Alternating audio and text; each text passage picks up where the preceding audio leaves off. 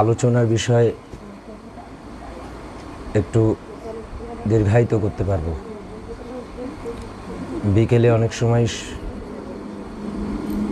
বেশি সময় বলা যায় না।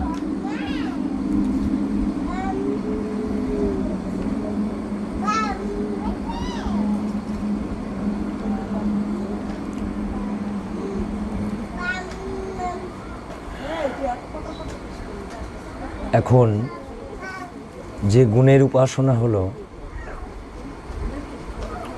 সত্য গুণ, সেই গুণের উপাসনা হলো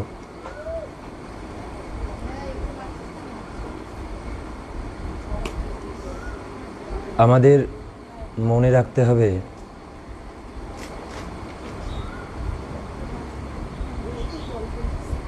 নামটা কি।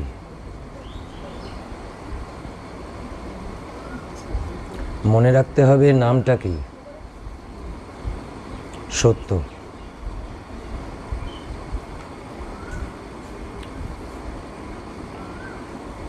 আমাদের যে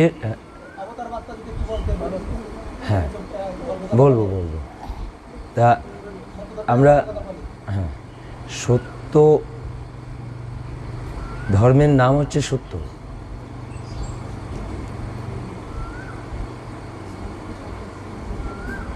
যার এই সত্যের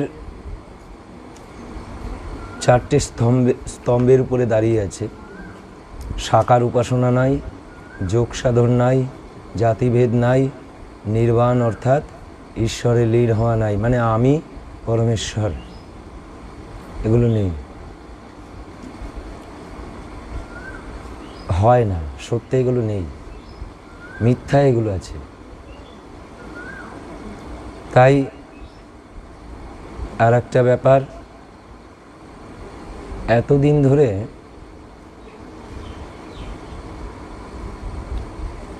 মুখে বলা হচ্ছে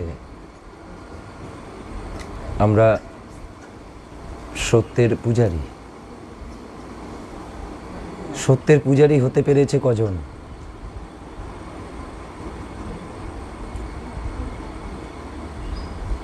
একদিন মহাত্মা নিবারণ কোনো একটি জায়গায় বলেছিলেন, আমি সত্যধর্মী হতে পারি নাই।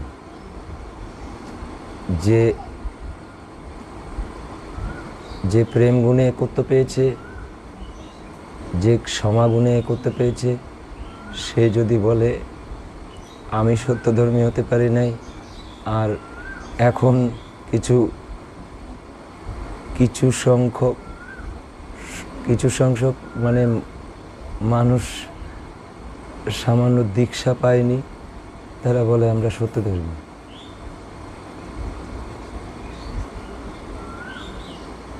তাহলে মহাত্মা নিবারণ কি বলেছিলেন?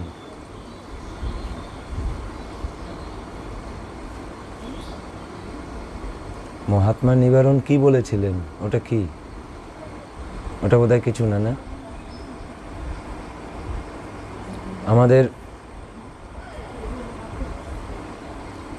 আমাদের কিভাবে চলা উচিত? একটা সত্যের মূল সূত্র হচ্ছে কায়ে মনে বাক্যে সত্য অবলম্বন করা। তাহলে এই সত্যের মূল সূত্র কি?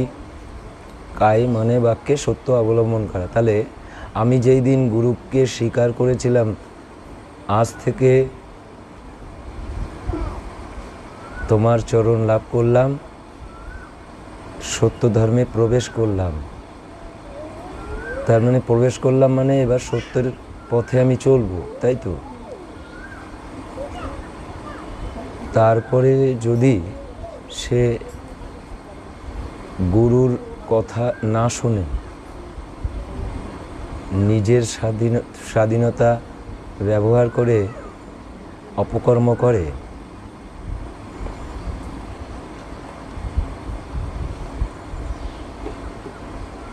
তাহলে কি সে সত্যধর্মী হতে পারে? পারে না।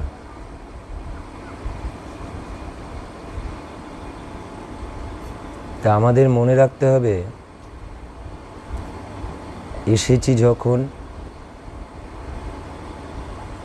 ওই সম্মান যাতে আমরা রাখতে পারি।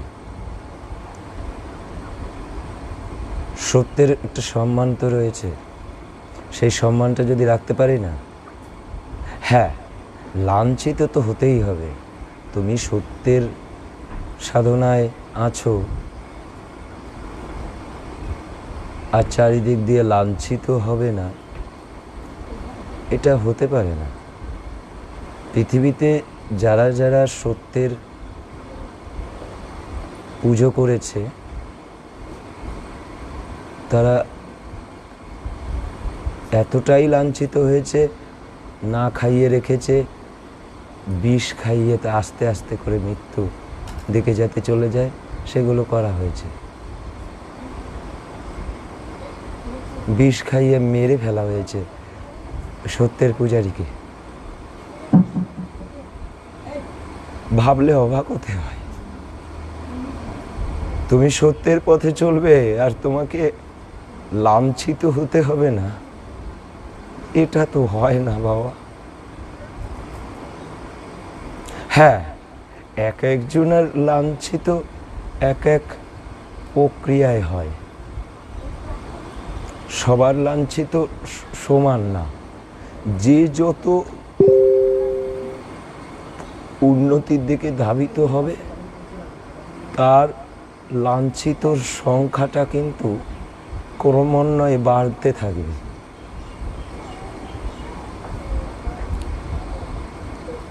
এতটাই বৃহৎ হতে থাকে যে যত বড় হয় লাঞ্ছিতর পরিমাণ তত বড় হয়।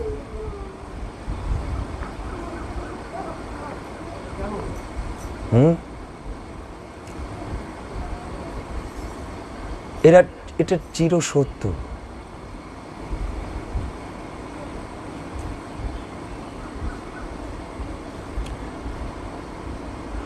যত লাঞ্ছিত হবে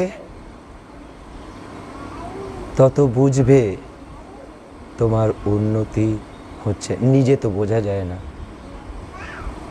তো এই লাঞ্ছিত হওয়ার উপরেই তুমি তোমার মেধা বুঝতে পারবে, তুমি সত্যের মেধা কতটা।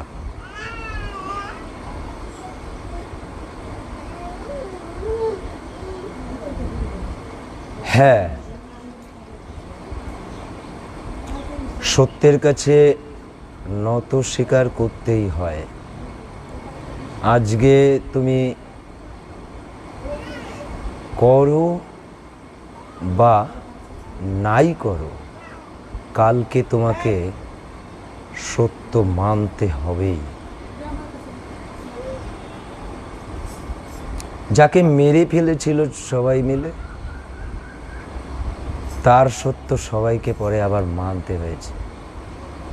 তাই সত্য ধর্মের ভেতরে এখানে যা যা হচ্ছে সেই সত্য একদিন সবাইকে মানতেই হবে। কেননা এই সত্য যে গুরুদেব আবিষ্কার করে গেছে, এ সত্য যে নিত্য। এতদিন সত্য কোথায় ছিল? সত্য ধর্ম ক্ষীর মহার্ণবে ডুবুরিরা মহারত্ন লবিতেছে ডুবে ডুবে। এখানে রত্ন কি খালি একত্ব না, এই সমুদ্রে খালি কি একটা রত্ন থাকে? রত্ন কি একটা পাওয়া যায়? একটা রত্ন মানে একত্ব, রত্ন তো অনেক।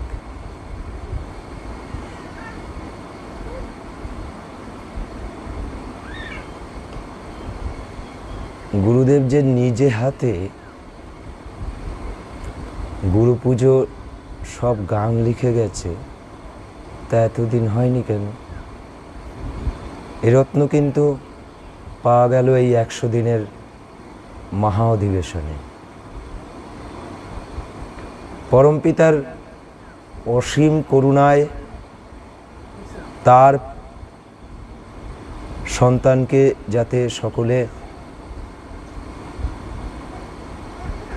বুঝতে পারে, চিনতে পারে।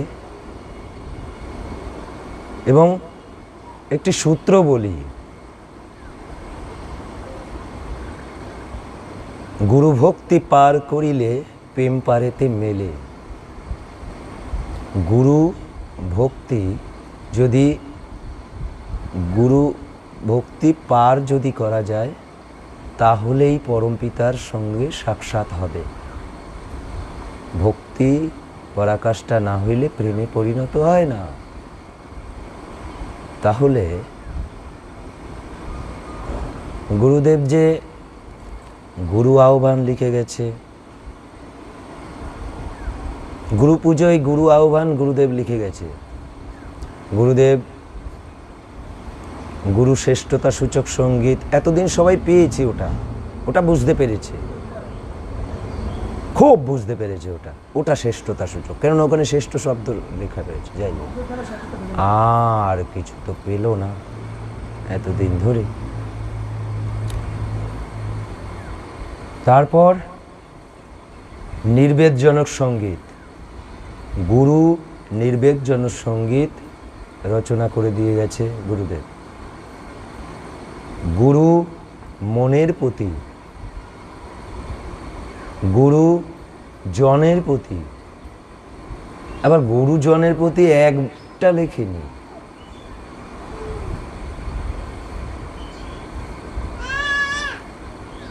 গুরু গুণকীর্তন, গুরু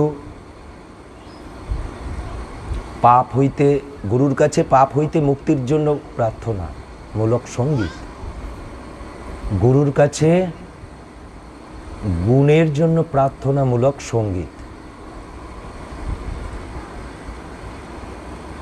গুরু কৃপাময় স্তব, ওটা গানের মাধ্যমেই করে দিয়ে গেছেন গুরুদেব। গুরু আনন্দময় স্তব, গুরু ধন্যবাদ। এই সূত্র, তাহলে এটা এই ভক্তি পার করলে তাহলে আমি উপাসনার ওই অংশে পৌঁছাতে পারবো। গুরু ভক্তি পার করলে প্রেম পারেতে মেলে। তাহলে আমি যদি এই ভক্তি না পার করিতে, তাহলে এই ভক্তি এতদিন লুকোনো ছিল, এই ভক্তি এতদিন লুকোনো ছিল, তাহলে প্রেম পারিতে এতদিন কেন মেলে নাই?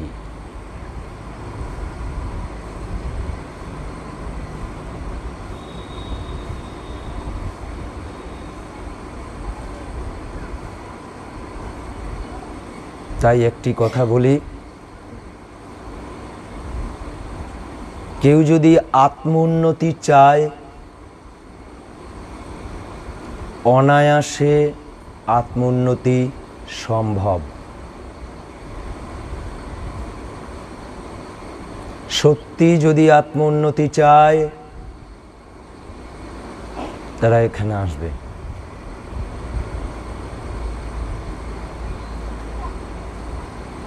আর যারা মিথ্যান্নতি চায়, তারা যেমনটি আছে তেমনটি থাকবে। এই মিথ্যান্নতি এবং আত্মোন্নতি, এই দুইয়ের মধ্যে, কেননা যারা সত্য ধর্মের লিখিত নিয়ম, গুরুদেবের বাক্য পালন করে না, তারা মিথ্যান্নতিতেই সমাদৃত। সুতরাং তাহাদের মিথ্যান্নতিতেই ভালো লাগে, কেননা সেখানে তো অলসতায় পরিপূর্ণ থাকবে।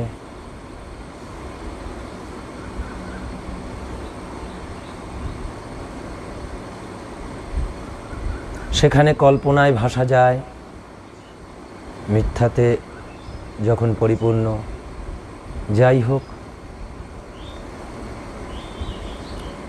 হ্যাঁ, চন্দন একটা বলেছে অবতারবাদ। গুরুদেব অবতারবাদ নিয়ে লিখেছে,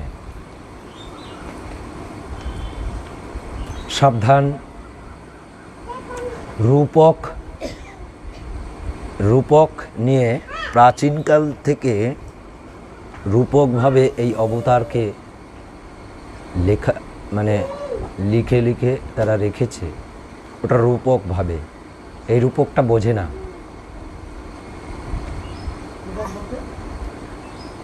কল্পনা, রূপ আলাদা, একটা রূপকভাবে লেখা হয়েছে। ওটা সত্য না, ওই রূপকটা সত্য না। যেমনি ষটচক্রের যে বাজারে বই পাওয়া যায়, যে ছবিগুলো, ওগুলো সব রূপক। ওটার মতন ওই চক্রগুলো না, এটা গুরুদেব লিখে দিয়ে গেছে। যা চক্রভেদ সাধনা পৃথিবীতে একত্ব লাভ করলে, অনেকগুলো একত্ব লাভ করলেও যে চক্রভেদ সাধনা করতে পারবে, এর কোনো মানে নাই। চক্রভেদ সাধনা দুজন ব্যক্তি করেছিলেন পৃথিবীতে, এই পৃথিবীতে দুজন ব্যক্তি করেছিলেন। তাই তারা জানেন তার রূপ কেমন।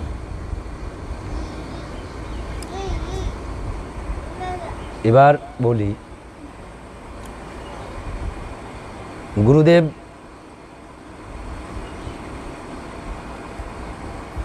ঈশাষ্টকমে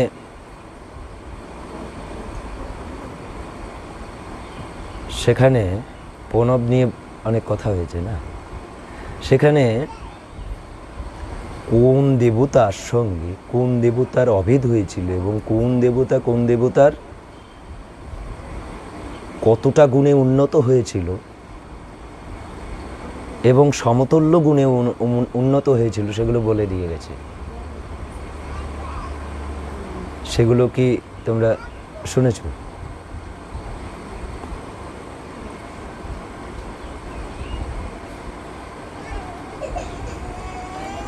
ছিন্নমস্তা নরসিংহ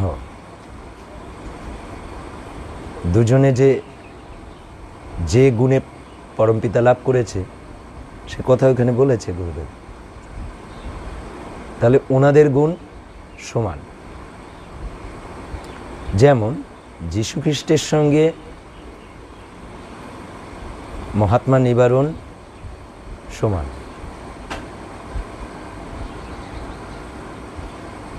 তাই তো?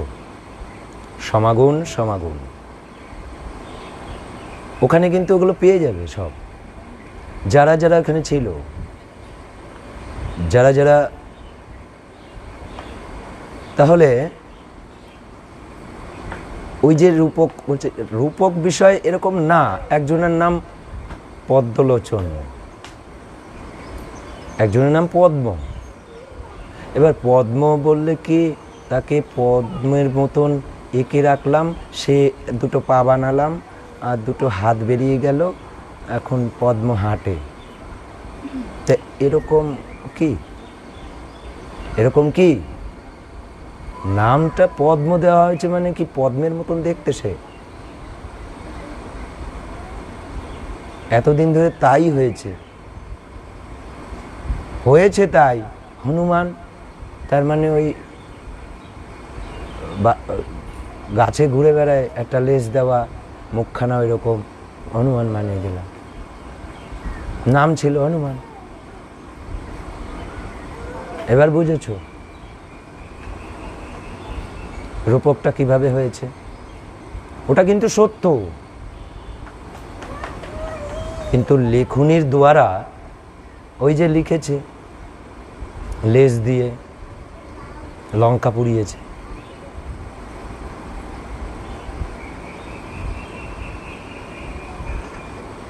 বিষয়টা তো ওখানেও একটা উপকার রয়েছে। তখন লেখনী অত বলিষ্ঠ না, এখনকার লেখনী অনেক বলিষ্ঠ। কারা এই লৌহ কপাট করে দিল, এই যে সামান্য একটা শব্দ লিখেছে না, তার জন্য সারা ভারতবর্ষ তোলপাড় হয়ে গেছিল। একটা শব্দ লেখার জন্য ওকে জেলে পুড়ে দিয়েছে ইংরেজরা। বুঝতে পারছো তখনকার লেখা আর এখনকার লেখার ভিতরে পার্থক্য?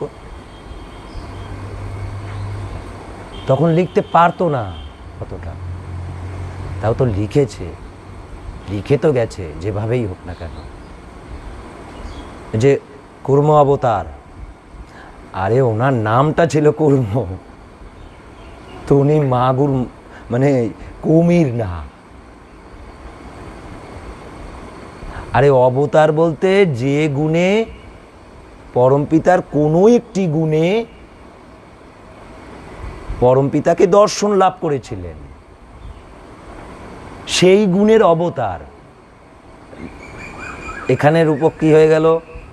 নামে কর্ম অবতার, মানে কুমির অবতার। আরে না, ওনার নামটা কুমির, কর্ম নাম।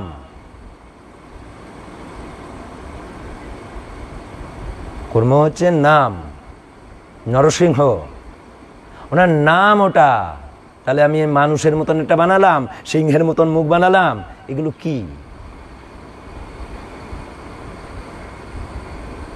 এইখানেই তো মিথ্যাচার, বিষয়টা তা না। ওনার নাম ছিল নরসিংহ, তিনি একত্ব লাভ করেছেন। এখানে একত্ব যে কোন গুণে পেয়েছেন সেটা কিন্তু গুরুদেব বলেছে, কিন্তু ওখানে সেটা নেই। কোন অবতার? ওখানে বলেছে নরসিংহ অবতার। বোঝা গেল? ওটা ভুল, নরসিংহ অবতার না। নরসিংহ কোনো একটি গুণে অবতার হয়েছিলেন। যেমন মহাত্মা যিশু সমাগুণের অবতার,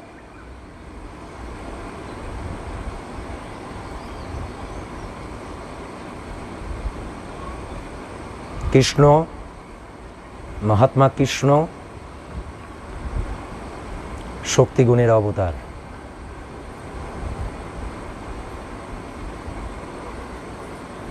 বীর গুণের অবতার।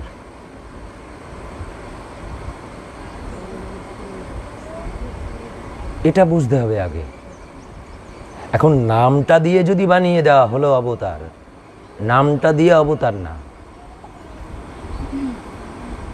তাহলে কি বলবো? আমার নাম রণজিৎ, আমি পরমপিতার কোনো একটি গুণে আমি দেখলাম, তাহলে রণজিৎ অবতার না, সেটা না। যদি সত্য গুণে পাওয়া যায় তাহলে বলতে হবে সত্য গুণের অবতার। রণজিৎ সত্য গুণের অবতার, এইটুকুনো বলতে পারে।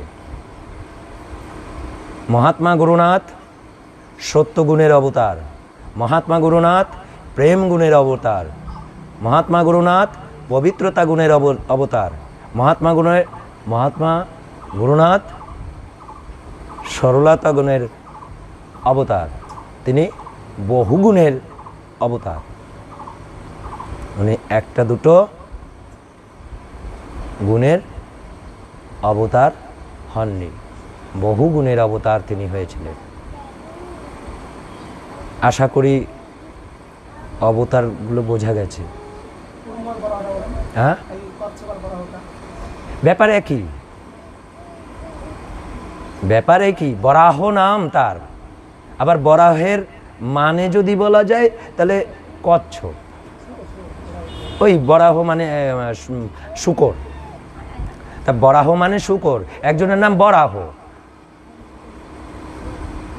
একটা সুন্দর নাম ব্যবহার হয়েছে বরাহ।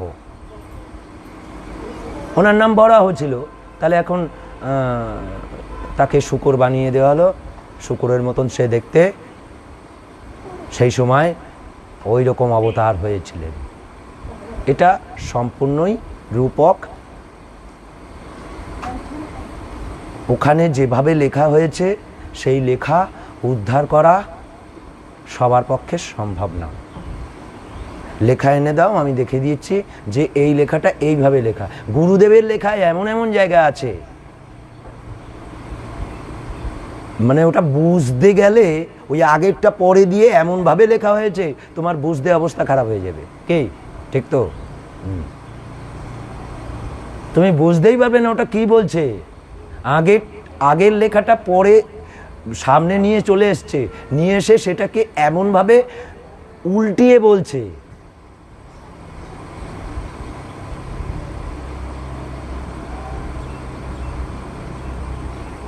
এমনভাবে বলা হচ্ছে তুমি তোমার মস্তিষ্ক মানে ওলট পালট হয়ে যাবে। ওটা ভাববে একটা, কিন্তু লেখা আছে আর একটা। তুমি যাবে না, সেই শব্দটা এমনভাবে বলল। ওই যে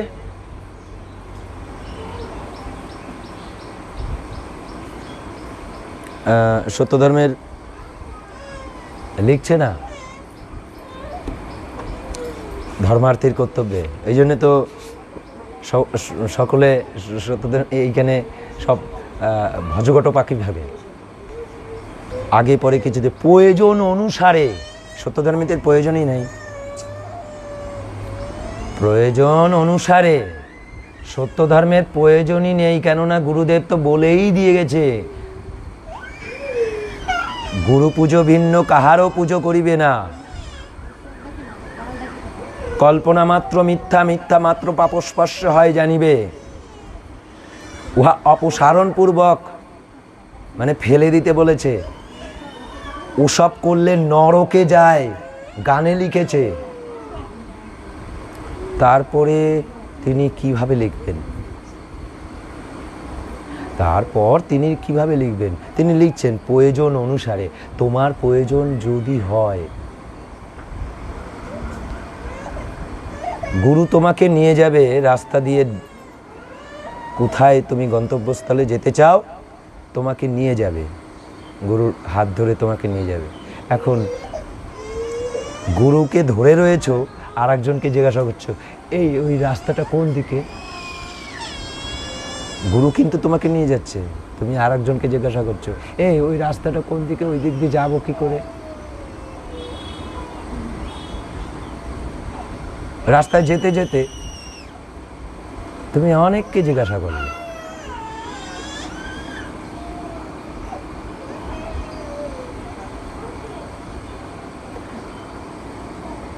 ব্যাপারটা ঠিক তেমনই। প্রয়োজন অনুসারে দেবদেবীগণের পূজা করাও অকর্তব্য নহে। কর্তব্য বললেন না,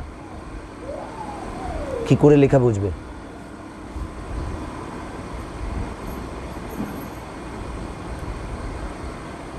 গুরুদেব চপাটাঘাত দিতে পারতো, দিয়েছে, কিন্তু তুমি বুঝতেই পারবে না তোমাকে চপাটাঘাত দিয়েছে। তোমার বুঝতে বুঝতে এ জীবন শেষ, বুঝতে বুঝতে এ জীবন শেষ। যে আমাকে একটা চপাকাঠা মানে একটা দিয়েছে খুব জোর,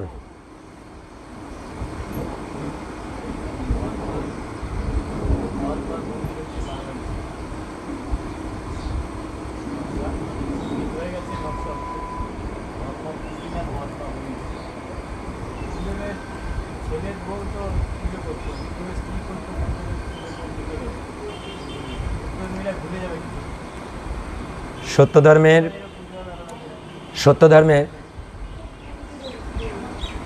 গুরু ছাড়া আমি কাউকে বুঝি না। গুরুই সব, আর সব মিথ্যা আমার কাছে। গুরুদেবের সন্তান, ভালো করে শুনবে, মিহিরনাথ সেনগুপ্ত গুরুদেবের কাছে দীক্ষিত।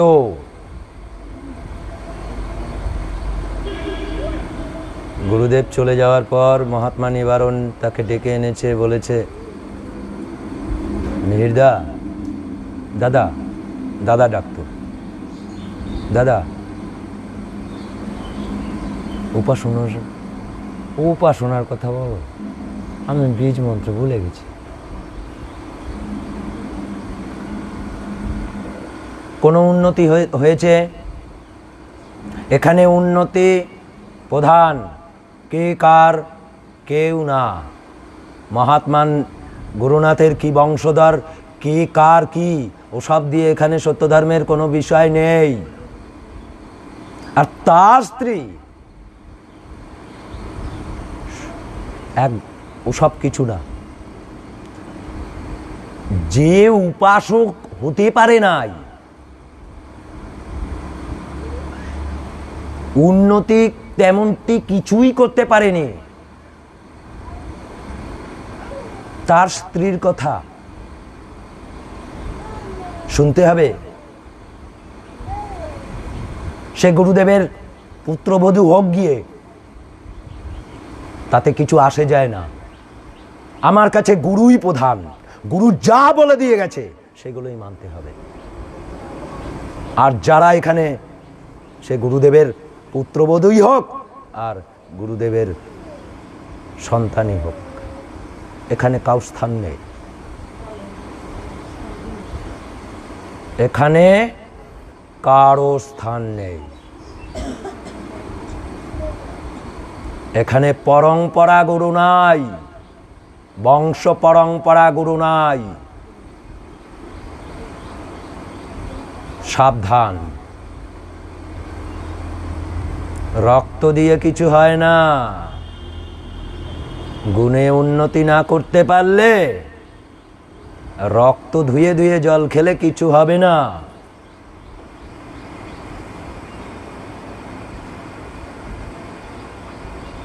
সাবধান যেন থাকে। সত্য সত্য।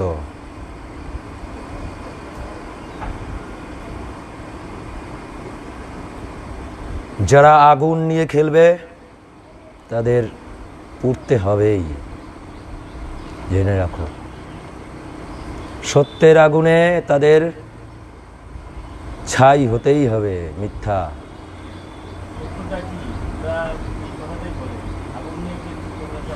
আমরা আগুন নিয়ে খেলছি না, আমরা অমৃত নিয়ে খেলছি। তার কারণ তোমরা এতদিন ধরে প্রমাণ করতে পারলে না এখানে যা যা হচ্ছে তা সত্য ধর্মের অনুকূলে না এবং লিখিত না।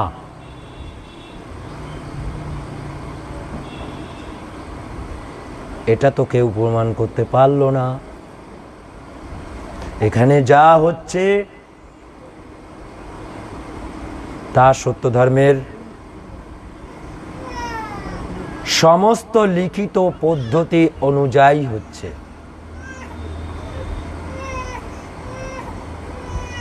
আর যারা মিথ্যার আগুনে ভেসে বেড়াচ্ছে আর মিথ্যা নিয়ে খেলছে, তাদেরকে তো পোড়াবই। যন্ত্রণা তো তাদের দিচ্ছি আমি প্রতি মুহূর্তে। সত্যের আগুনে তাদের পুড়তেই হবে। হ্যাঁ, তোমার অবতার শেষ হয়েছে চন্দন, তোমার অবতার শেষ হয়েছে। আর কিছু প্রশ্ন?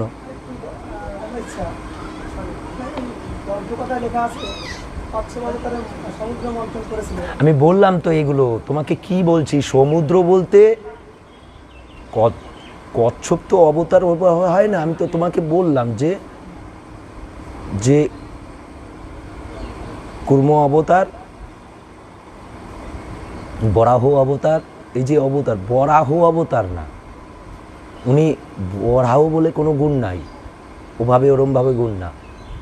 নামের গুণটা, বিষয়টা আলাদা, ঠিক আছে? তিনি একটি গুণে একত্ব লাভ করেছিলেন, সেই গুণটা কিন্তু ওখানে প্রকাশ্য না, ওখানে গুহ্য। তিনি ওই নামে প্রতিষ্ঠিত। তিনি যে জন্মে বরাহ নাম দেওয়া হয়েছিল, তিনি একত্ব লাভ করেছিলেন। তিনি অবতার, তিনি অবতার। তার মানে বরাহ ব্যক্তিটি অবতার। তাহলে বরাহ অবতার না, বরাহ ব্যক্তিটি অবতার। যেমনি গুরুনাথ অবতার। তাহলে কি গুরুনাথ অবতার? না, গুরুনাথ সত্যগুণের অবতার, গুরুনাথ প্রেম গুণের অবতার। আশা করি আর কিছু অসুবিধা হবে না। ঠিক আছে,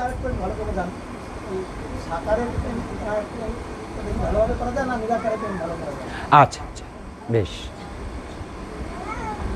সাকারের মূর্তি রেখে কখনোই নিরাকারে পৌঁছাতে পারবেন না। নিরাকারের উপাসনা সব থেকে সোজা। নিরাকার আর সাকারের ভেতরে দ্বন্দ্ব এই বাঁধিয়ে রেখেছে কিছু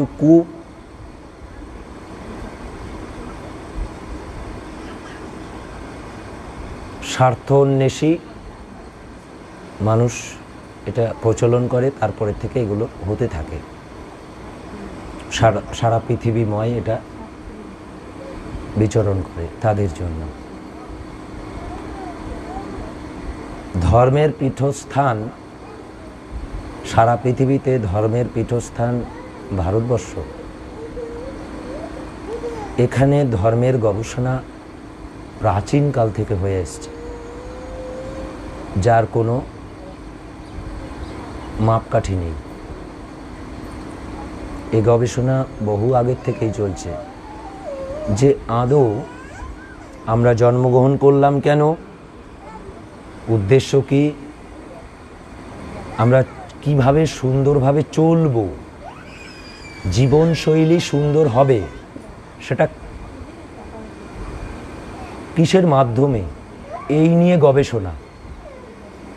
আমাদের জীবনশৈলী সুন্দর হয়ে উঠব, আদর্শবান হয়ে উঠব, এই নিয়ে গবেষণা শুরু হয়। এই গবেষণা হতে হতে হতে হতে আধ্যাত্মিকতায় পৌঁছায়, যে আত্মার অস্তিত্ব বুঝতে পারা শুরু হয়। এই গবেষণার মাধ্যম দিয়ে নানান রকমভাবে শুরু হয়।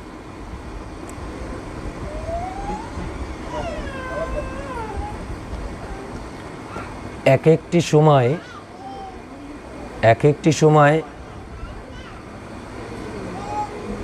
দেখবে মৎস্য পুরাণ, এই যে পুরাণ আছে না, তার মানে সেই সময়টা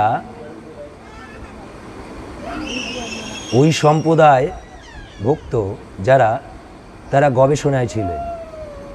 তারা যে গবেষণাটা করেছিলেন সেই গবেষণার ফলস্বরূপ ওই মৎস্য পুরাণ। তারা যে গবেষণা করেছিল, তারা পেয়েছিল, সেটা ভুল হোক বা ঠিক হোক।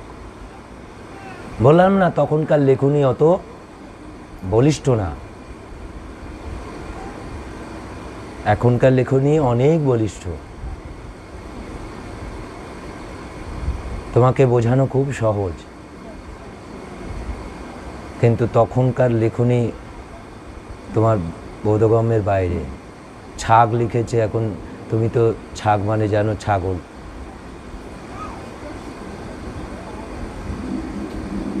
মেষ মানে তুমি জানো, ওটা ভেড়া।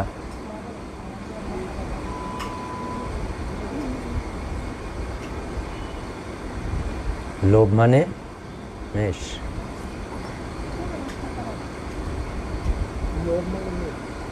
তাহলে কামছাগ, লোভমেষ, তাহলে লোভ মানে মেষ। তাহলে ওই এখন বলি দাও, লোভকে বলি দাও, আর ওখানে লেখা আছে মেষকে তুমি বলি দাও। তাহলে এখন তুমি কি করবে? খানা ভেড়া নিয়ে আসবে, কেটে ফেললে তোমার লোভ দূর হবে। এখন ওটা রূপক একটা নাম, ওই নামটার জন্য তোমার মাথা গন্ডগোল হয়ে গেছে। তুমি গন্ডগোল করে তুমি ওই একটা নিরীহ প্রাণীটাকে তুমি কাটছো ধর্মের নামে। ধর্মের নামে এহেন হয়েছে একটা সময় ভারতবর্ষে মানুষ বলি হতো ধর্মের নামে। হয়েছে জানো তো, শুনেছ তো, মানুষ বলি হয়েছে। বোধহয় বেশি দিনও না, বোধহয় যদি খুব বেশি গবেষণা একটু করো তাহলে বেশি বঙ্কিমচন্দ্র খুব সুন্দরভাবে লিখে গেছে এগুলো।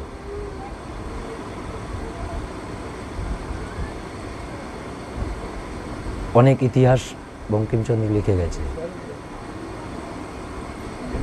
তো এগুলো কিন্তু একটু আমাদের পড়াশোনাটা খুব জরুরি, ইতিহাস সম্বন্ধে পড়াটা দরকার। তাহলে ভারতবর্ষের যে কি বৈচিত্র্য, এখান থেকে কত রসদ পাওয়া যায়। এখানে জন্মগ্রহণ করা মানে সৌভাগ্য। যারা আধ্যাত্মিক চেতনায় চলতে চায় তাদের জন্য এটাই হচ্ছে সব থেকে সুন্দর একটি জায়গা। তাই আত্মোন্নতির জন্যই এসছি যখন সত্যধর্মে। হ্যাঁ, তোমরা সত্যকে অবলম্বন করে এমনভাবে বিচরণ করো, তোমাদের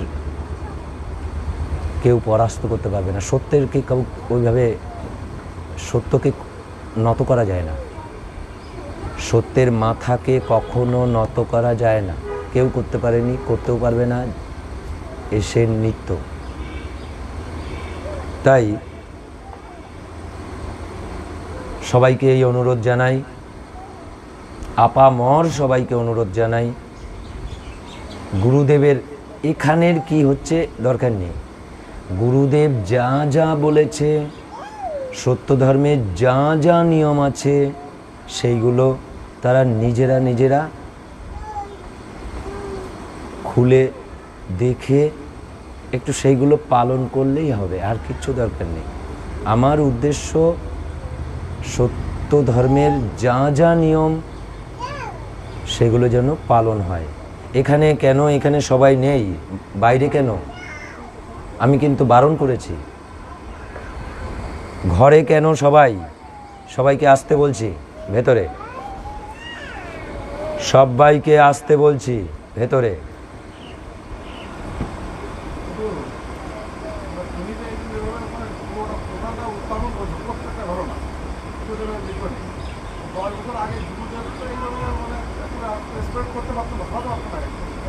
কোনটা? কারা কারা সরাবে? না, গুরুদেব তো চলে গেছে, অনেক বহু বছর হয়ে গেছে। তারপরে তো মহাত্মা নিবারণ। না, মহাত্মা নিবারণ তো কিছুই করতে দেওয়া হয়নি। মহাত্মা নিবারণকে কিচ্ছু করতে দেওয়া হয়নি।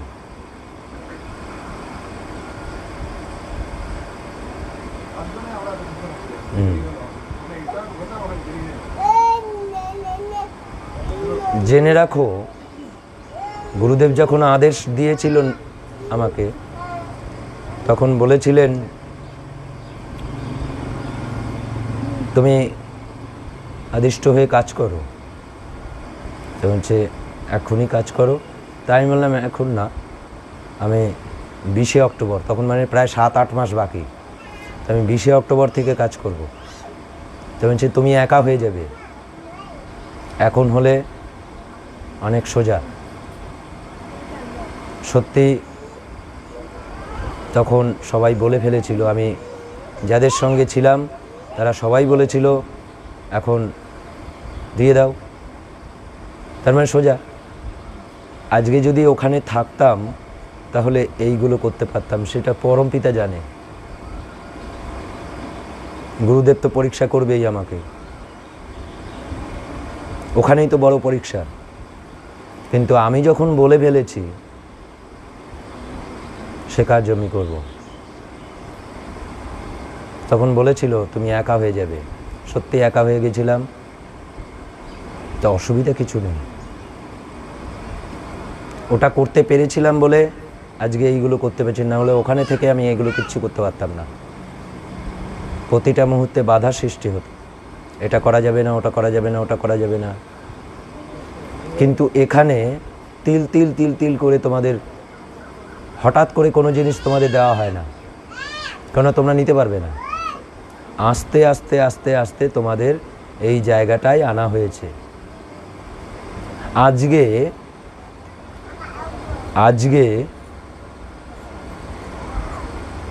একটা সময় আমাকে বদনাম দেওয়া হয়েছে, আমি বলে নিজে গুরু হয়ে দীক্ষা দিচ্ছি, আমি গুরুদেবের ছবিই রাখি না। তারপরে বলছে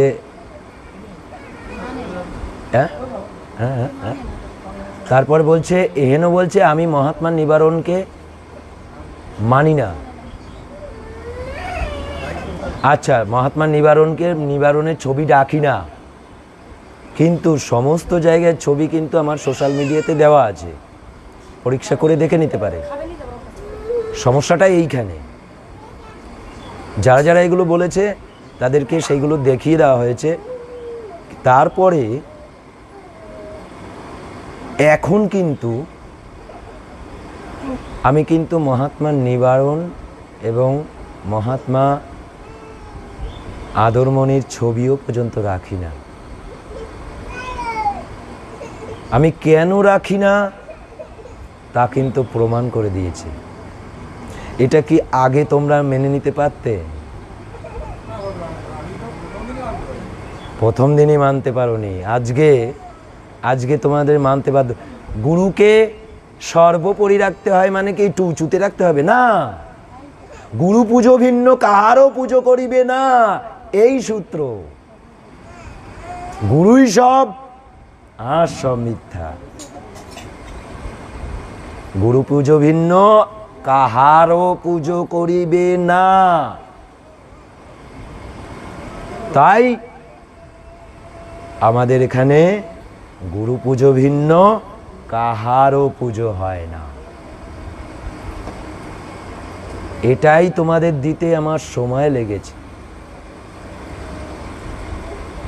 প্রথমেই যদি এটা দিয়ে ফেলতাম তোমাদের অবস্থা, আমার অবস্থা খারাপ হতো।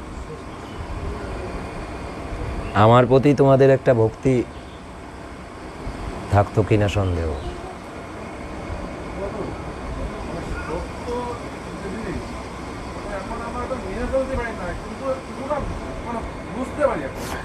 শোনো, এটা কিসের উপরে নির্ভর করে জানো?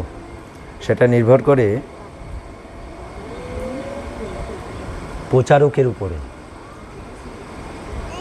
তোমাকে কিভাবে উপস্থাপন করছে, ঠিক আছে? তোমাকে কিভাবে উপস্থাপন করছে তার উপরে তুমি তোমার যে জ্ঞান ভাণ্ডার আছে তার থেকে তুমি নিজের সঙ্গে মেলাতে যাচ্ছ। এবার যারা ওই সাধনায় সিদ্ধি লাভ করে নাই, উন্নতি লাভ করে নাই, তারা মিথ্যার ভেতরে আছে। এবার তোমার মিথ্যার সঙ্গে তার মিথ্যার মিল হলে তুমি তার কাছে যাবে। আর এখানে তোমার মিথ্যাকে তছনছ করে সত্য প্রতিষ্ঠা করানো হচ্ছে তোমার ভেতরে। এখানেই তফাৎ। এখানে মিল করাতে যাওয়া হচ্ছে না। এখানে তোমার সঙ্গে আমার কোনো, এখানে সত্যকে প্রতিষ্ঠা করবার দায়িত্ব হচ্ছে তোমার ভেতরে, সত্য প্রতিষ্ঠা করবার দায়িত্বই হচ্ছে প্রচারকের। তোমার সঙ্গে মিল করার জন্য না। তোমার মিথ্যার সঙ্গে মিথ্যা মিলিয়ে দিলাম, তুমি খুব সুন্দর বেশ একটা ইষ্টপুষ্ট হয়ে গেলে, এটা এখানে হয় না। সত্যের নিয়মই তাই। গুরুদেব তো কোনো জায়গায় খামতি রাখেননি। গুরুদেব তো বলেছে যে সমস্ত ধর্মের কোথায় কোথায় খামতি আছে সেগুলো তো সব বলেছে গুরুদেব। কুণ্ঠিত হননি তো, দ্বিধা করেননি তো। কেন কেন যীশু খ্রিস্ট মরল ওভাবে? কোন অপরাধের জন্য? কৃষ্ণ কোন অপরাধের জন্য মরল ওভাবে? সেগুলো তো লিখে গেছে। তো ওনার কি বলবে তাহলে? উনি সমালোচক মহাত্মাদের? না, সত্য কথা লিখেছেন। উনি সত্যের পূজারী, উনি সত্য কথা লিখেছেন। তোমার খারাপ লাগবে? তার মানে তুমি গুরুদেবকে ভালোবাসো না। তুমি সত্যকে ভালোবাসো, তুমি গুরুদেবকে কি করে ভালোবাসবে?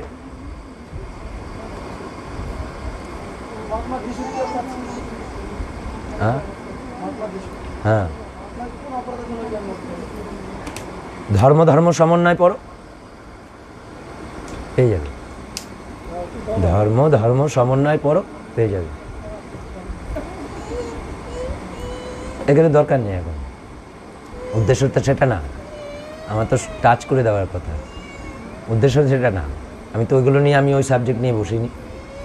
ঠিক আছে, এবার কথাটা হচ্ছে কি, এখন কথাটা হচ্ছে কোনো না কোনো একটা তো অপরাধ করিয়া দণ্ড পায় নাই এমন কোনো ব্যক্তি নাই। কি মহাত্মা কি দুরাত্মা?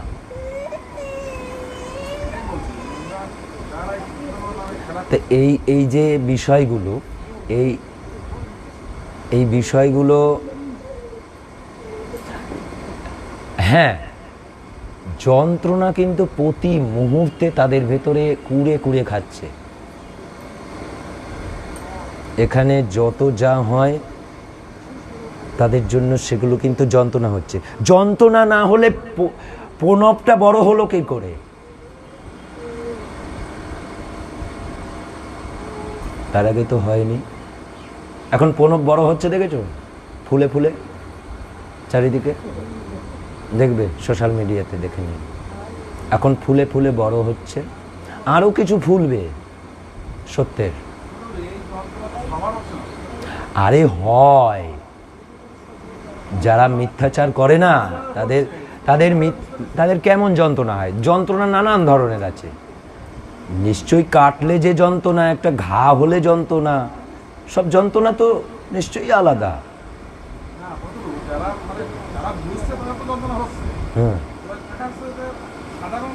না না না না, দেখো আমি বললাম না, যন্ত্রণা নানান প্রক্রিয়ায় আছে যন্ত্রণা। যেমন যারা মিথ্যায় প্রবঞ্চনায় থাকে, তারা সত্যকে দূর থেকে দেখলেই যন্ত্রণা হয়। সত্যকে দূর থেকে দেখলেই যন্ত্রণা হয়, তাদের যন্ত্রণা আলাদা।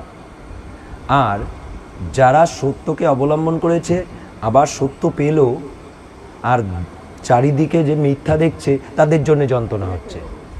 তাই দুইজনের যন্ত্রণার ভিতরে তো পার্থক্য অবশ্যই আছে, তাই না? এবার আমাদের জীবনটা গঠন করতে হবে সত্যের উপরে। সত্য যখন কঠোর গুণ, আমি সত্যে যখন পা বাড়িয়েছি, তাতে কে ভালোবাসলো কে ভালোবাসলো না আমার কিছু আসে যায় না। আমি ওই সত্যেশ্বরের কাছে, সত্যেশ্বরকে ভালোবাসলেই হবে। তার কাছে প্রিয় থাকলেই হবে। আমি আশা করি বুঝতে পারবে। তাই সবাইকে অনুরোধ করি, সত্যকে ভালোবাসো, সত্যের উপরেই চলো, জীবন সুন্দর গঠন করো। আমরা সত্যকে অবলম্বন করে জীবন গঠন করে আত্মোন্নতির দিকে ক্রমশ ধাবিত হই। এটাই আমাদের মূল বিষয়। কেননা সত্য ধর্মের এসছি আত্মোন্নতির জন্য। এখানে আত্মোন্নতির যে মূল বিষয়, আত্মোন্নতির মূল বিষয় হচ্ছে সুচারুরূপে যা যা আছে সুচারুরূপে সেটা পালন করা।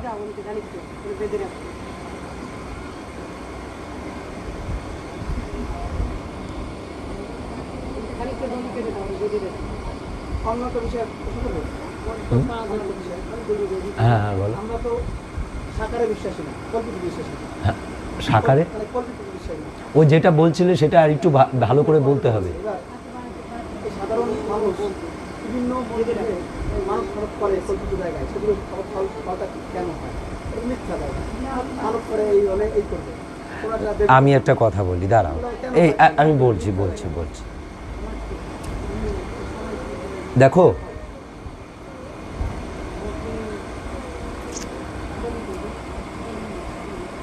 একটা জায়গায় একজন যাচ্ছিলেন, যেতে যেতে হঠাৎ কোনো একটা জায়গায় পাথর দেখলো, সেই পাথরটাকে দুটো ফুল দিয়ে তা ওখানে বলে গেল, আমি যাতে চাকরিটা পেয়ে যাই।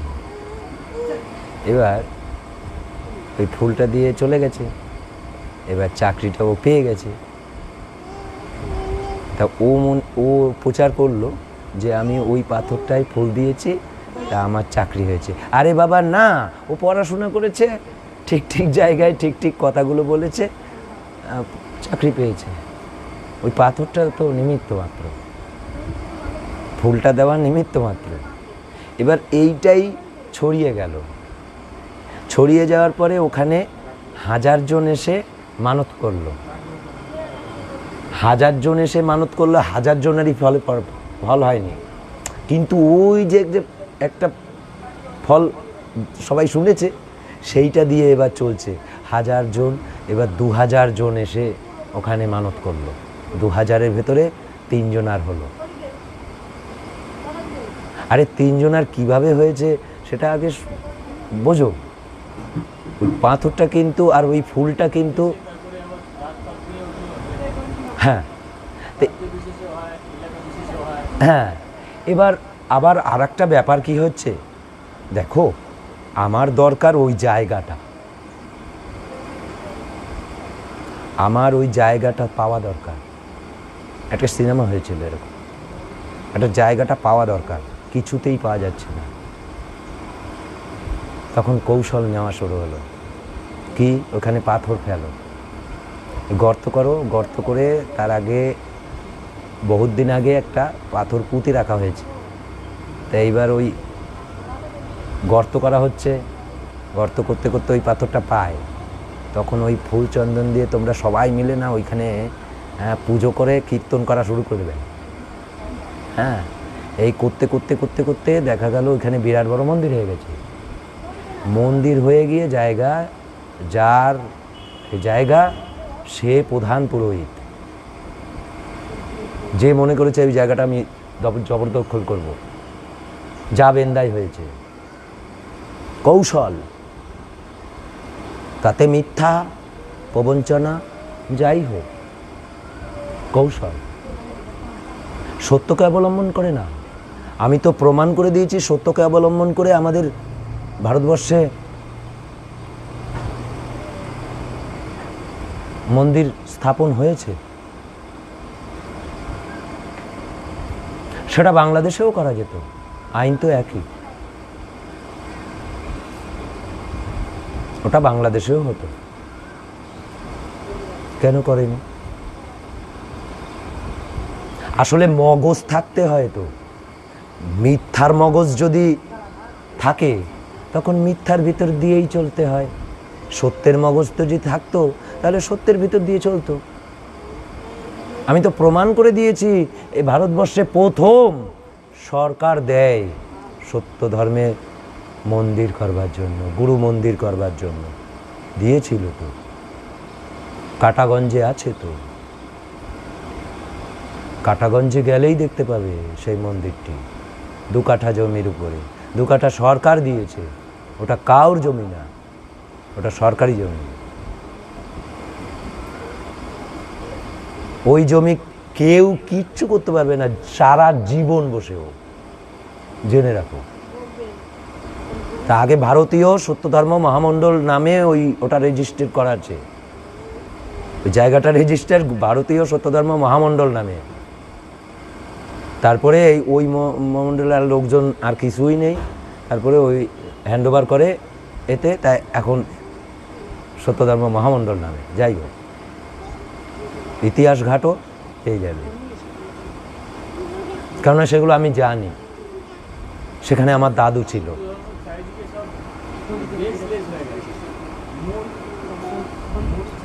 হ্যাঁ, মূলটাকেই তো নষ্ট করে ফেলা হয়েছে। মূলটাকে তো নষ্ট করে ফেলার জন্যই তো আজকে এই অবস্থা। তাই তো যন্ত্রণা হচ্ছে ওদের, নাহলে তো যন্ত্রণা হতো না। যন্ত্রণা কেন থাকবে? যদি সমান সমান থাকে, যন্ত্রণা থাকে নাকি? তোমার গুণের সাথে আর একজন গুণের যদি মিল থাকে, তোমার তো তাকে, তোমাকেও সে ভালোবাসবে, তুমিও তাকে ভালোবাসবে, এটাই তো নিয়ম। বিরোধটা কখন হয়? তোমার গুণের সাথে যখন মিল হবে না, তখনই বিরোধ হয়। সমস্যাটা তো এইখানে।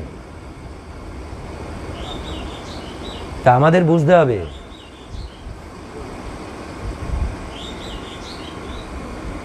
আমি একটু বলেছিলাম, মানে ঘরে যারা আছে, সঞ্জয় ফঞ্জয় কোথায় আমি জানি না, আমি সবাইকে বলেছিলাম এখানে থাকতে।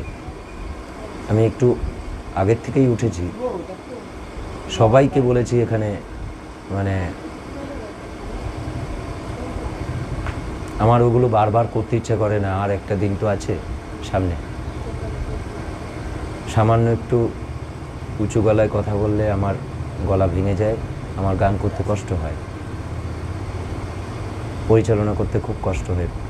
সেইটা যদি একটু বুঝতে পারে সবাই, তাহলে একটু সুবিধা হয়।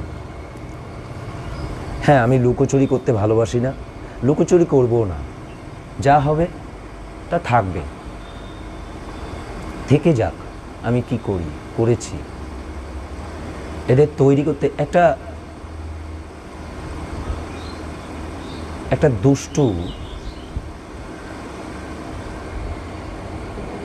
একটা দুষ্টুকে ভালো করতে গেলে কি করতে হয়?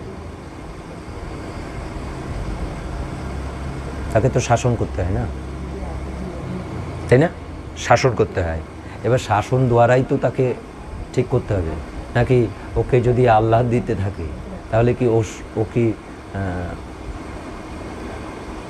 ও নেশা করছে, আমি ওকে বললাম তুমি নেশা করো, তাহলে কি সাধনা হলো? নাকি ও থেকে নেশাকে সরাতে হবে, তার জন্য ওকে শাসন করতে হবে? শাসনের প্রক্রিয়া হয়তো এক একজনের এক এক রকম। সব শাসনে তো কাজ হয় না। যেখানে যেটা কাজ হবে সেখানেই সেটা করা হবে।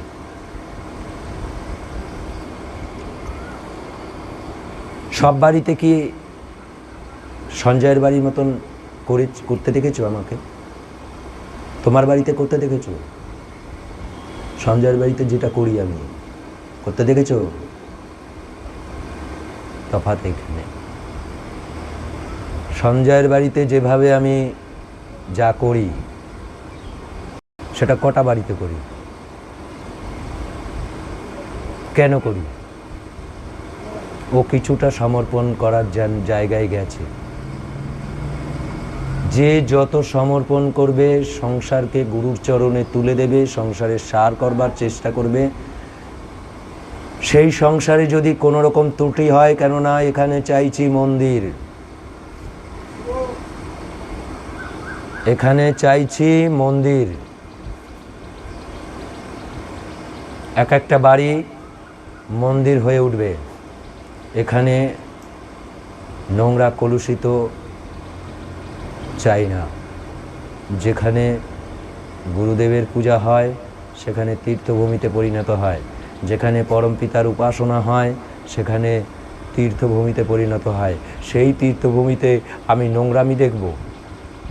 যদি আমাকে তীর্থভূমির মূল দায়িত্ব দিয়ে দাও, ওই তীর্থভূমির মূল দায়িত্ব আমাকে দাও, তাহলে আমি প্রধান হয়ে ওই তীর্থে যত রকম ধুলাবালি আছে সমস্ত পরিষ্কার করব। তাতে তোমার কষ্ট হলে আমার কিছু করার নাই।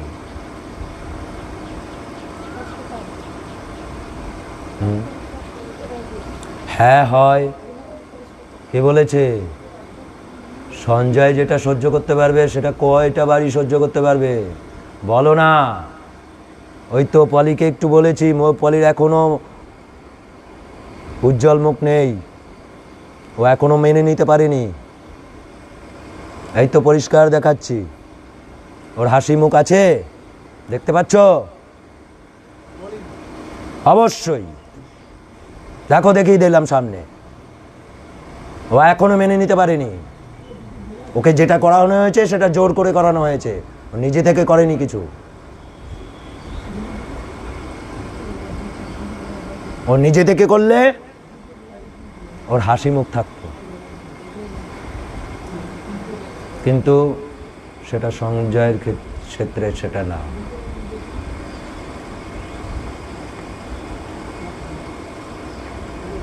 হ্যাঁ, ওদের ভেতরেও যে কষ্ট হয় না তা না, ওদের ভেতরেও নানান রকম অসুবিধা হচ্ছে তার না, কিন্তু ওর ভেতরেও হয়।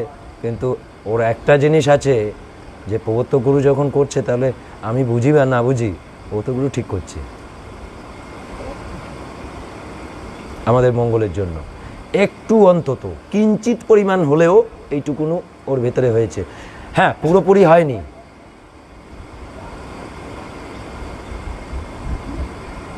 আমি এরকম আল্লাহ দেব না ও পুরোপুরি হয়ে গেছে, না, হয়নি পুরো, এখনো খাদ রয়েছে।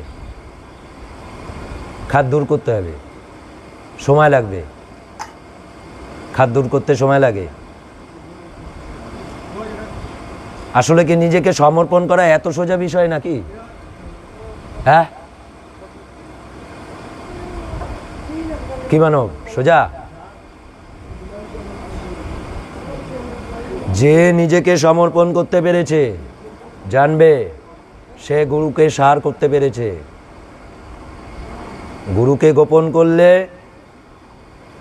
গুরুকে সার করা হয় না, গুরুকে গোপন করা যায় না। যে যত গোপন করবে সে তত রসাতলে যাবে। এমন এমন বিপদের সম্মুখীন হতে হবে, তার আগে উপমা দিয়ে দেয়। তোমার সামনে ভবিষ্যতে আসছে কাল, একটা গান আছে কাল, কাল নিয়ে একটা গান আছে না? ওই দেখো কাল দাঁড়িয়ে আছে রণাঙ্গনে।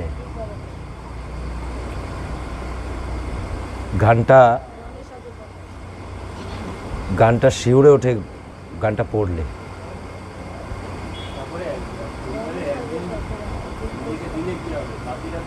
হ্যাঁ, মূলটা বিষয়টা কি? আমি একটা কথা আমি বারবার বলি, মাথাটা টানলে দেহটা আসবে, মাথাটা টানলে দেহটা আসবে। মানে কান টানলে মাথা আসে, আরে মাথা আসলে দেহই আসবে। তা একজন ঠিক থাকলে বাড়িতে সবাইকে ঠিক করে দেওয়া যাবে, কেননা ওই সূত্রে ওই বাড়িটার পুরোটা রয়েছে বাধা। একজন ঠিক হও, ঠিকভাবে চলো, দেখবে সবাই একদম তুড়ি মেরে সব ঠিক হচ্ছে। বাধ্য সত্য ঠিক বুঝতে সময় লাগবে, কিন্তু হবে। বারবার এটা প্রমাণ করেছি না? কে প্রমাণ করেছি তো? যেটা হয় এটাই সূত্র সত্যধর্মের।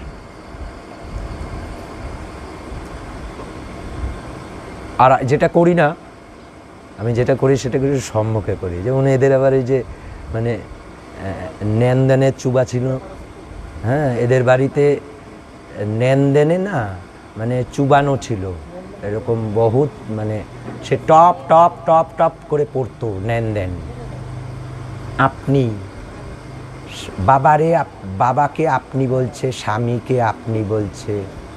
এই যে কি যে এদের জীবনের দশা, মানে এই আপনি নেন তুলতে আমার তো বছর 2.5 বছর লেগে গেল খালি এটা ধুতে। তাও যে তা এবার কি হচ্ছে, কেননা তার নেনদেন উঠে গেছে, তার সম্মান নাই মনে করছে। আমার সম্মান ওই নেনদেনে আছে, কেননা জীবনে যারা পা ধোয়া বৌড়ে দিয়ে জল খাওয়ায়, তা বুঝতে হবে তারা কত নারী সম্মান করে। এবার বলি, এগুলো হচ্ছে কুমনোভাবের সম্প্রদায়ভুক্ত। এই জন্য গুরুদেব না বলেছে, তোমরা না মানে দেখে বিরক্তি হয়ে গিয়ে গুরুদেব বলেছে তোমাদের তুচ্ছ করে রেখেছে, মানে বিরক্তি হয়ে গিয়ে মানে এতটাই বিরক্তি হয়েছে গুরুদেব, তোমাদের মানে অস্পৃশ্য করে রেখেছে। তোমাদের সমাজ তোমাদের অস্পৃশ্য করে রেখেছে কি এমনি,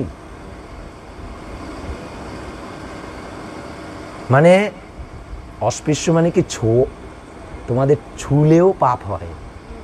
তোমাদের সঙ্গে তো কাকা তো দূরে, তো তোমাদের ছুলেও পাপ হয়, ছোঁয়া যায় না।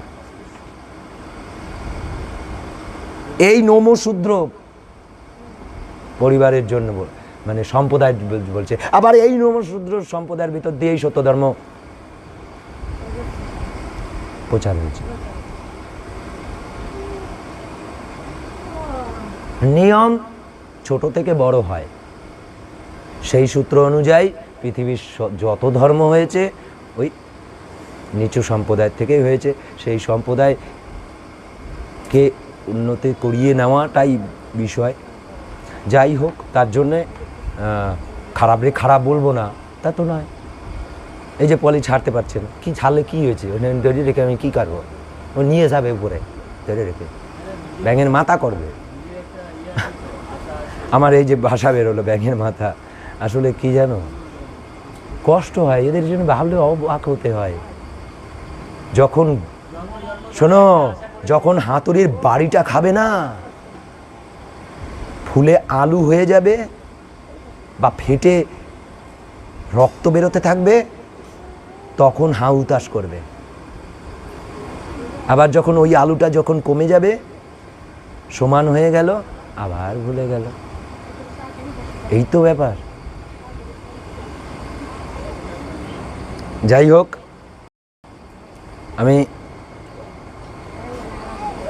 আমি সম্মুখে করি, এদেরও তাই এই পরিবারকে সামনেই করেছি এবং লিখিত দেখিয়ে করেছি গুরুদেবের। তাতে আমি কি ভালো হব? যাদের থেকে এগুলো তুলে দেওয়া হচ্ছে তাদের থেকে কি আমি ভালো হব? না, আমি শত্রুর মতন হব। এ তো স্বাভাবিক। কেননা ওগুলোকে ভালোবেসে ফেলেছে, ওই কল্পনাকে ভালোবেসে ফেলেছে, ওই ন্যানকে ভালোবেসে ফেলেছে, ওই কুচিন্তাকে ভালোবেসে ফেলেছে। তাদের আমি খোঁচা দেব, আমাকে ছেড়ে কথা বলবে নাকি? কখনোই না, কখনোই না।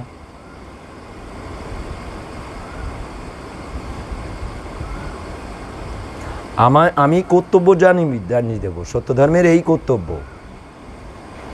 তুমি যদি করো, জানো যেভাবে যে প্রয়োজন অনুসারে দেবদেবী পূজা করাও অকর্তব্য নহে, কিন্তু তাহাদিকে কখনো জগদীশ্বরে তুল্য জ্ঞান করিবে না। এই পূজা সূক্ষ্মভাবে কেবল মন্ত্র উচ্চারণ দ্বারাই সম্পূর্ণ করাই সর্বাপেক্ষা প্রধান।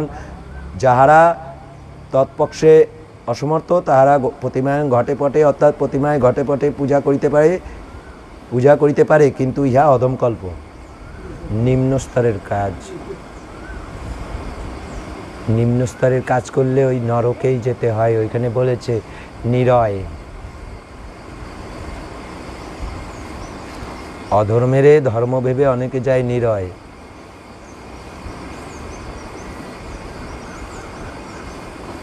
ওই কল্পনাকে ধর্ম ভেবেছে অনেকে, তারা নরকে যাবে, বলছে নরকে যাবে।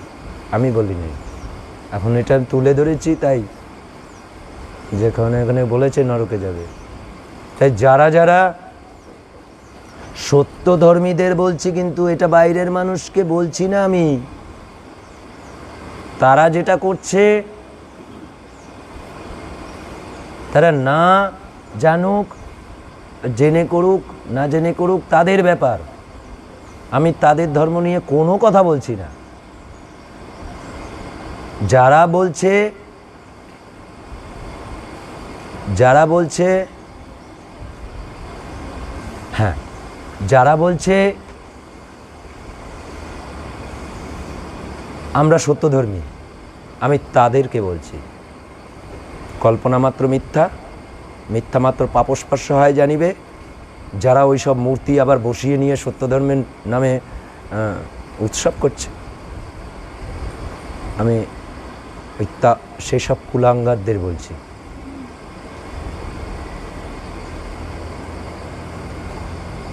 যারা সত্যধর্ম সত্যধর্মের কলঙ্ক,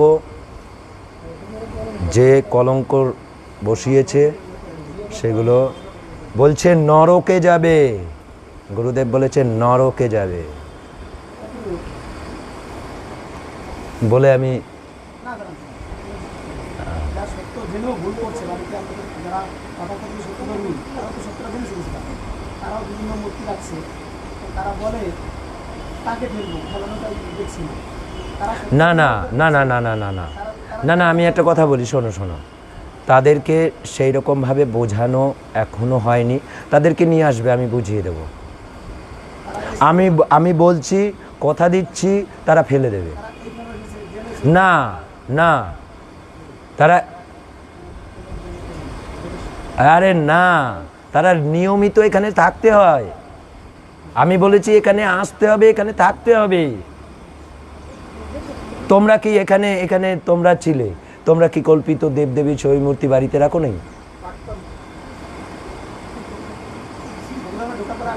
আরে ও তো পরের কথা, আমার কথাটা হচ্ছে সেটা। এখানে গুরুদেবের বাড়ি যেখানে গুরুদেব ছেলেগুলো যেখানে থাকে সেই বাড়িতে কৃষ্ণ এখন এগুলো তো অনেক কথা আছে, আমি বলছি শোনো, তা আমি তাদের উদ্দেশ্যে বলছি। আমি সাধারণ যারা হিন্দু ধর্মের যেভাবে ধর্ম করছে, আমি তাদেরকে কোনো কথা বলছি না। যারা নিজেদের মনে করছে আমরা সত্যধর্মী, আমি তাদের উদ্দেশ্যেই বলেছি এসব মিথ্যাচার চলতে পারে না। ঠিক আছে।